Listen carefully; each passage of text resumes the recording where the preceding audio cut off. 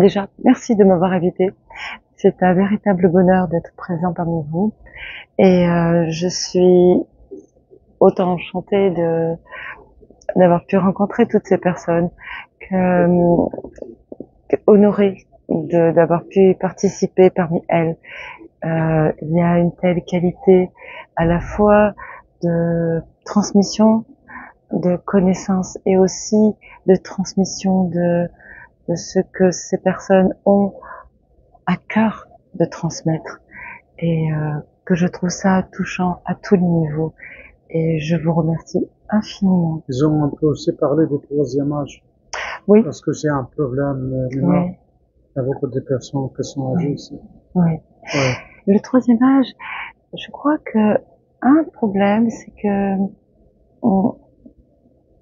dans la société marocaine traditionnelle, il y a toujours une personne qui se dévoue pour s'occuper de ces personnes-là.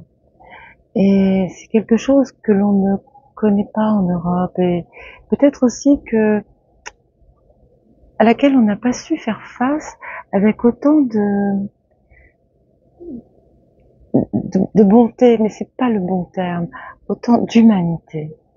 On retrouve dans des lieux, dans les EHPAD, comme on appelle cela en France ou dans d'autres pays, des structures très propres, avec des soignants bien formés. Mais est-ce qu'on trouve la tendresse, l'écoute, comme vient de le dire l'intervenant, non pas où est le problème, mais quel est le besoin de cette personne? Peut-être un plat de pâtes.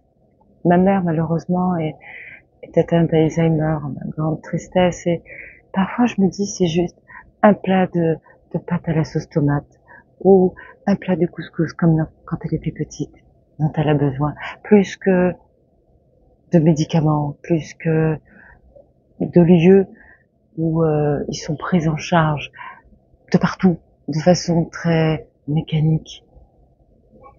Souvent, je crois qu'on a besoin de comprendre le besoin plus que le problème. Et merci. Qui soulève de nombreux défis dans les sociétés d'accueil.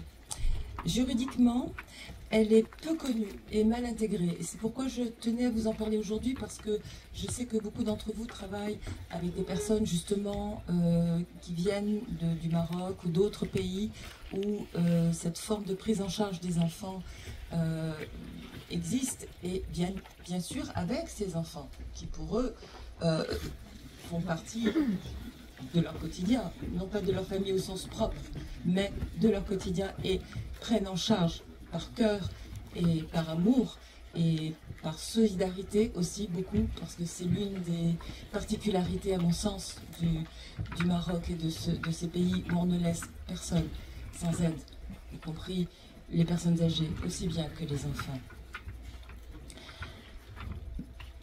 Elle interroge culturellement notre capacité à adapter les politiques publiques et les pratiques professionnelles à la diversité des modèles familiaux. Dans ce symposium, où se croisent professionnels de santé, chercheurs, acteurs associatifs et membres de la diaspora, je vous invite à explorer les tensions, mais aussi les possibilités qu'offre une meilleure prise en compte de la kafala dans une logique de santé globale, d'équité et de reconnaissance culturelle. Dans un premier temps, je vais m'attacher à une définition plus précise de ce qu'est la kafala.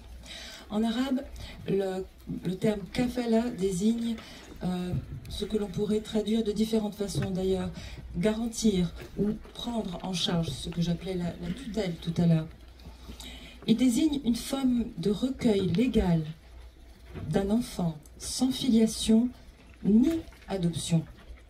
Il s'agit d'un engagement moral, affectif et financier qui permet à un adulte ou à un couple de s'occuper d'un enfant souvent abandonné ou orphelin en lui assurant nourriture, logement, éducation et protection. Mais attention, la kafala ne correspond pas à l'adoption, telle que nous la connaissons en Europe.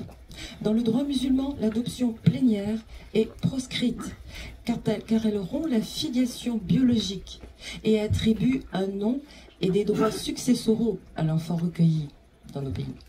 Cela va à l'encontre des principes islamiques qui insistent sur la conservation de l'identité d'origine. L'enfant sous kafala ne devient donc pas l'enfant du kafil, la personne qui le prend en charge. Au Maroc, la kafala est encadrée par les articles 149 à 170 de la